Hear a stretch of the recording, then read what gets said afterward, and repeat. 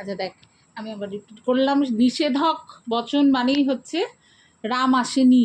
এটাকে আমরা নিটাকে তাহলে আগে লিখব, এমন নয় যে রাম এসেছে, হলো? এমন নয় যে এটার জন্য হচ্ছে সিম্বল আছে, এটাকে বলা হয় নেগেশন বা কার্ল। এবার আমরা যখন এটাকে ট্রান্সফার করব তখন কি করব, রাম এসেছে এটা আগে লিখব, মনে করি রাম এসেছে। এখানে কিন্তু এটা কোনো বাক্যের উদ্দেশ্য বা বিধেয় নয়, ফলে এখানে ধরা শুরুই হবে পি থেকে, স্মল লেটার পি।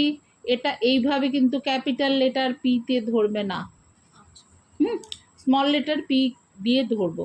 তাহলে এবার সাজালে কি হবে, এমন নয় যেটা পেছনে নেই, কিন্তু এমন নয় যে সামনে চলে এসছে, তাই তো? এবার তাহলে হবে কার্ল পি, ঠিক আছে? এইবার 2 নম্বরে যাচ্ছি, প্রাকল্পিক বচন। হ্যাঁ, কার্ল পি, এটা হচ্ছে এটার সিম্বলাইজেশন করলাম কার্ল পি, হচ্ছে? আচ্ছা চলো, প্রাকল্পিক বচন তাকে আমি সিম্বলিকে কি করে প্রকাশ করব। আমি প্রথমে বলেছি প্রাকল্পিক বচনে যদি তবে দিয়ে থাকবে, তাহলে যদি রাম আসে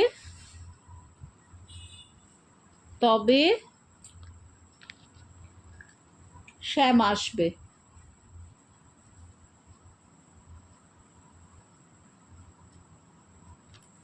এখন এই বচনের ক্ষেত্রে কটা অংশ আছে? দুটো অংশ। একটা হচ্ছে রাম আসে আর একটা হচ্ছে শ্যাম আসবে। তাহলে এই এখানেও লিখে নেব আমি, মনে করি রাম আসে সমান সমান পি, শ্যাম আসবে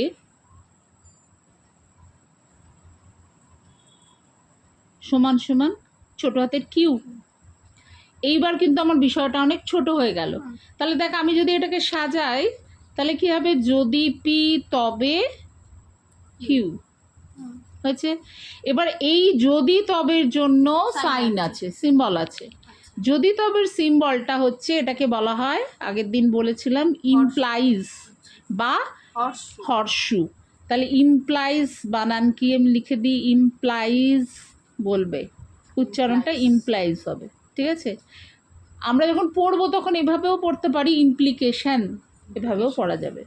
কিন্তু এটা বসাবো কোথায়, আমি যদির জায়গায় বসাবো না তবের জায়গায় বসাবো?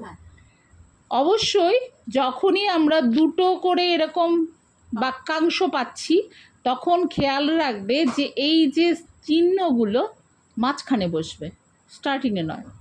একমাত্র নিষেধক বচনের ক্ষেত্রেই কিন্তু স্টার্টিংয়ে বসবে, শুরুতে বসবে, বাম দিকে বসবে, বাক্যটার বাম দিকে বসবে, কারণ একাধিক বাক্য এখানে কিন্তু লাগছে না, একটা বাক্য তার বাম দিকে বসাচ্ছি। কিন্তু এখানে যেহেতু দুটো বাক্যাংশ, সেজন্য তার মাঝখানে কিন্তু এটা বসবে, ইমপ্লাইজটা। তাহলে হলে কি হবে, পি ইমপ্লাইজ কিউ। দেখো এইটুকুনি দেখেই আমরা বুঝে যাব যে এটা হচ্ছে প্রাকল্পিক বচন। এবার তুমি এখানে, যদি আমি ওখানে লিখেছিলাম যদি রাম আসে তবে শ্যাম আসবে, তুমি এখানে এরমও লিখতে পারো, যদি বৃষ্টি হয় তবে মেঘ, যদি মেঘ হয় তবে বৃষ্টি হবে, যদি বৃষ্টি হয় তবে ভালো ফসল হবে। সবই কিন্তু এগুলো প্রাকল্পিক বচনের মধ্যেই পড়বে। অর্থাৎ এই যে সিম্বলটা, এই চিহ্নটা দেখলেই কিন্তু আমরা বুঝে যাব প্রাকল্পিক বচনের আকার। বোঝা গেল? আচ্ছা দেখ, বৈকল্পিক বচনের ক্ষেত্রে এটাও কিন্তু একটা সত্যাপেক্ষক বচন। এখানে লিখব বৈকল্পিক বচনে একাধিক বিকল্প থাকে। এখানে বলেছি যে হয় সে যাবে অথবা আমি যাব, এরপরেও কিন্তু অথবা দিয়ে আরও লেখা যায়, অথবা তুমি যাবে, এরকম আরও লেখা যায়, কিন্তু কমপক্ষে দুটো বিকল্প লাগবেই। বৈকল্পিক বচন আর একটা জায়গাও পড়েছ যে অনিরপেক্ষ বচনের শাখা হিসাবে এক একটা পার্টকে, এক একটা অংশকে এক একটা বিকল্প বলা হয়। বৈকল্পিক বচনে এক একটা পার্টকে এক একটা বিকল্প বলে, অথবা দিয়ে তুমি আরও যুক্ত করতে পারো, কিন্তু কমপক্ষে দুটো বিকল্প লাগবেই বৈকল্পিক বচন গঠন করতে গেলে। এখন এই যে বৈকল্পিক বচন, এখানেও আমরা কি করব, এই পার্টগুলোকে আমরা পি কিউ এভাবে ধরে নেব যখন আকারে আনবো। অথবার জন্য এখানে সাইন আছে, অথবার সাইন হচ্ছে ভেল, ছোট হাতের ভি, ইংলিশে এটাকে পড়া হবে ভেল, VAL। এখন এটাকে যদি আমি সিম্বলাইজ করে আকারে নিয়ে আসি তাহলে কি হবে, এটাও কিন্তু এই যে হয়ের জায়গায় কিন্তু বসবে না, সিম্বলটা বসবে হচ্ছে অথবার জায়গায়, কারণ দুটোকে আমি কানেক্ট করছি, সুতরাং বাইরে লেফট সাইডে বসাবে না, তাহলে হবে পি ছোট হাতের ভি মানে ভেল, ভি নয় কিউ ফার্স্ট ব্র্যাকেটের মধ্যে রাখবে। এখন দেখো যখনই এরকম দুটো চলে আসবে কম্পোনেন্ট পি কিউ দুটো আসছে, তখন এটাকে ফার্স্ট ব্র্যাকেটের মধ্যে ক্লোজ করবে। পি কিউ এর পর বেশি আসলে আর এস টি এগুলো যখন আসতে থাকবে তখন ব্র্যাকেটগুলো চেঞ্জ হবে, ব্র্যাকেট বাড়বে। এবার অঙ্কের সাথে এই লজিকের সত্যাপেক্ষক বচনের ব্র্যাকেটিংয়ের কিছু পার্থক্য আছে, এখানটা সেটা বলে দিই। অঙ্কে যেটা ফার্স্ট ব্র্যাকেট এখানেও সেটা ফার্স্ট ব্র্যাকেট, কিন্তু অঙ্কে যেটা সেকেন্ড ব্র্যাকেট এখানে সেটা থার্ড ব্র্যাকেট। অঙ্কের থার্ড ব্র্যাকেটটা এখানে সেকেন্ড ব্র্যাকেট, তাহলে সেকেন্ড ব্র্যাকেট হবে এটা, ঠিক আছে। অঙ্কের সেকেন্ড ব্র্যাকেটটা এখানে থার্ড ব্র্যাকেট, তাহলে থার্ড ব্র্যাকেট হবে এটা। এই ব্র্যাকেটিংটা যেহেতু গণিতের সাথে মিক্সড না হয়ে যায় সেই জন্য এটাকে এইভাবে চেঞ্জ করা আছে। ফার্স্ট ব্র্যাকেট কিন্তু এটা, এখানে এটা সেকেন্ড ব্র্যাকেট, এটা থার্ড ব্র্যাকেট। যখনই আমার ভেরিয়েবলের সংখ্যাটা বেড়ে যাবে, এখানে আর চলে এসছে এস চলে এসছে, তখন আমি কিন্তু ব্র্যাকেট বাড়াতে থাকবো, এভাবে ব্র্যাকেটিং বাড়বে। ধরা যাক আমার আগের যেটুকু পড়া হয়েছে পি ভেলটা পড়লাম আমরা, যদি তবেও পড়লাম, ইমপ্লিকেশন পড়লাম। ধরা যাক আমার এরকম একটা সেন্টেন্স বচনাকার আসছে, সেটা হচ্ছে পি ভেল কিউ, এটা ফার্স্ট ব্র্যাকেটের মধ্যে রাখলাম। কিউ এর পরে আমরা জানি লেটারে কি আছে, কিউ এর পর আর, তাহলে ছোট হাতের আর লিখবো। এবার লিখে আমি লিখলাম ইমপ্লাইজ আর। এবার এটাকে এরকম খোলা কিন্তু রাখা যাবে না, এটা তখন সেকেন্ড ব্র্যাকেট বসবে, মানে সেকেন্ড ব্র্যাকেট মানে এইটা অঙ্কে যেটা থার্ড ব্র্যাকেট সেটা এখানে সেকেন্ড ব্র্যাকেট, ঠিক আছে। আচ্ছা চলে আসছি বৈকল্পিক বচন হলো, এবার চলে আসছি 4 নম্বরের ক্ষেত্রে সংযৌগিক বচন। সংযৌগিক বচনের যেমন বৈকল্পিক বচনে এক একটা পার্টকে বলা হয় বিকল্প, তেমনি সংযৌগিক বচনের এক একটা পার্টকে বলা হয় সংযোগী। যেমন রাম আসবে এবং শ্যাম আসবে, সংযৌগিক বচন দেখে চিনবে কি দেখে, এই এবংটাকে দেখে। শ্যাম আসবে, এই যে সংযৌগিক বচন তার এক একটা পার্টকে বলা হয়, এই এক একটা অংশকে বলা হবে সংযোগী, বোঝা গেল। এখানেও কিন্তু একাধিক সংযোগী তুমি রাখতে পারো, রাম আসবে এবং শ্যাম আসবে এবং যদু আসবে এবং মধু আসবে, অনেক রাখতে পারো, কিন্তু কমপক্ষে তোমাকে দুটো সংযোগী রাখতে হবে। এবার এবং এর ক্ষেত্রে আমরা কি সিম্বল ইউজ করি, এবং এর ক্ষেত্রে যে সিম্বলটা ইউজ করি আগের দিন বলেছিলাম ডট, ইংলিশে এটাকে পড়বে যখন তখন ডট পড়বে, এটার ইংলিশই পড়তে হবে, এবং বলে কিন্তু অন্য কিছু পড়বে না, এটাকে ডট বলে পড়বো। তাহলে আমরা ওই আগের নিয়ম অনুযায়ী রাম আসবে এটাকে যদি পি ধরি, শ্যাম আসবে যদি কিউ ধরি, তাহলে কি হবে P dot Q first bracket.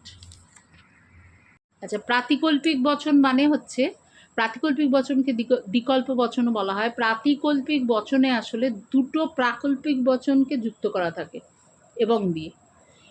এটা লিখবার সময় আমরা যে কথাটা ব্যবহার করি বাংলায় সেটা হচ্ছে যদি এবং কেবলমাত্র যদি, ঠিক আছে। এবার আমরা লিখব কি ফসল হবে যদি এবং কেবলমাত্র যদি বৃষ্টি হয়।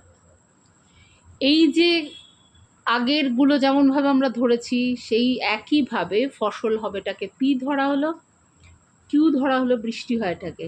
কানেকটিভ কিন্তু মাঝখানে বসবে পি, এই যদি এবং কেবলমাত্র যদি এটার জন্য কানেকটিভ যেটা ব্যবহার করা হবে সেটাকে বলা হয় ট্রিপল বার, এটাকে পড়া হবে ট্রিপল বার। তাহলে এটা বসবে কোথায়, ফার্স্ট ব্র্যাকেটের মধ্যে পি ট্রিপল বার কিউ। এখন এই যে পি কিউ এগুলো আমরা পড়ছি, অর্থাৎ প্রথমে পড়লাম নেগেশন পি, তারপরে পড়লাম পি ইমপ্লাইজ কিউ, তারপরে পড়লাম পি ভেল কিউ, তারপরে পড়লাম পি ডট কিউ, লাস্ট পড়লাম পি ট্রিপল বার কিউ। এই যে পি কিউগুলো পড়ছি আমরা, এগুলোকে কি বলা হয়? পি কিউগুলোকে বলা হবে পি কিউ আর এস, তুমি যা যা ধরবে সেগুলোকে বলা হবে গ্রাহক। ইংলিশে এটাকে বলা হয় ভেরিয়েবল। গ্রাহক মানে কি? অর্থাৎ এটা গ্রহণ করবে। তুমি পি কিউর স্থানে যে কোনো বচনের অংশ বসালেই, যে কোনো বচন বসালেই সেটা গ্রহণ করবে, এবং সেই বচনের আকারে যদি তুমি ফেলো, পি ওয়েল কিউ এই বচনের আকারে তুমি ফেললে তাহলে কিন্তু বৈকল্পিক বচন বেরিয়ে যাবে। এটা কিন্তু কোশ্চেন আসে, গ্রাহক কাকে বলে। তাহলে পি কিউ এগুলো হচ্ছে আমার গ্রাহক। এই গ্রাহক মানে হচ্ছে বচনের অংশ বা বচনও বসাতে পারো, স্ট্রেট কাট, সেই বচনের অংশ বা বচন যে চিহ্নগুলো গ্রহণ করে তাকেই গ্রাহক বলা হয়। ঠিক আছে, এবার তুমি একটা বচনাকার লিখেছো, সেখানে পি কিউ লেখোই নি হয়তো, বা পি কিউ আর এস লিখেছো, হতে পারে। তুমি রাম আসবে কখনো একটা সময় ধরলে পি, কেউ ধরেছে রাম আসবের জায়গায় কিউ, অর্থাৎ তাহলে কি হচ্ছে, গ্রাহক কিন্তু চেঞ্জেবল, পরিবর্তন হতে পারে। তুমি রাম আসবের জায়গায় গ্রাহক পি ধরেছো আর আমি কিউ ধরেছি বলে কিন্তু ভুল নয়। ঠিক আছে, কিন্তু এই যে চিহ্নগুলো পড়লে, নেগেশন, ওয়েল, এই যে চিহ্নগুলো পড়লে এগুলোকে বলা হয় ধ্রুবক। তাহলে আমরা আজকে কিন্তু গ্রাহক এবং ধ্রুবকটাও পড়লাম। গ্রাহক, ধ্রুবকের ইংরেজি কি? কনস্ট্যান্ট। এগুলো কিন্তু কোনো পরিবর্তন হয় না।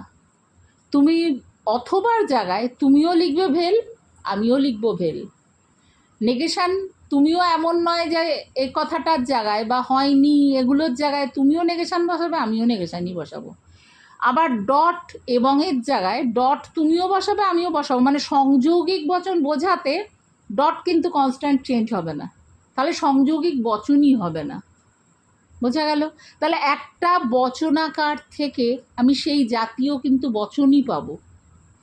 খেয়াল রাখতে হবে, বচনাকার এবং বচনের মধ্যে কিন্তু একটা তফাৎ আছে। বচনে আমাদের বক্তব্য বিষয় থাকবে, বচনাকারে কিন্তু থাকবে না। কিন্তু মজার কথা হচ্ছে, ভ্যারিয়েবলের জায়গায় তুমি যদি বচন বসাও বা বচনের অংশ বসিয়ে তুমি সেই বচনটাই পাবে, যে আকারের তুমি বচনাকার লিখেছো সেই জাতীয়ই আকারের কিন্তু বচন পাবে।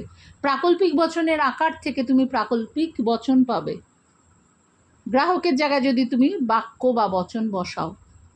ঠিক আছে?